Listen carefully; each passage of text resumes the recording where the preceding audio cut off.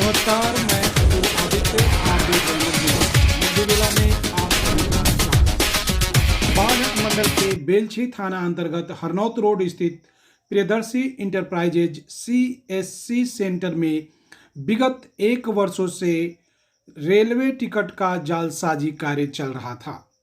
आज गुप्त सूचना के आधार पर RPF के टीम ने सेंटर पर छापा मारा और जहां से छापेमारी के दौरान 25 टिकट, 17,000 नगद रुपये, 1 लैपटॉप, 2 प्रिंटर आदि सामान बरामद हुए हैं। साथ ही साथ संस्था के संचालक अनिल कुमार को भी गिरफ्तार कर लिया गया है।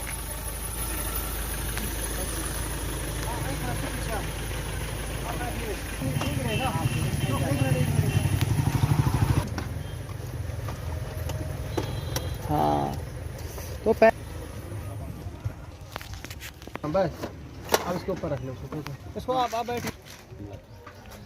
हमको प्रबल डाटा के माध्यम से कुछ यूज़र आईडी मिला था, उसी की जांच में इनकी दुकान पर आए हैं और उसी के दौरान इनके पास बहुत सारी पर्सनल यूज़र आईडी बनाया हुआ था IRCTC का, और उन पर कुछ पर्सनल टिकट भी बनाए हुए थे।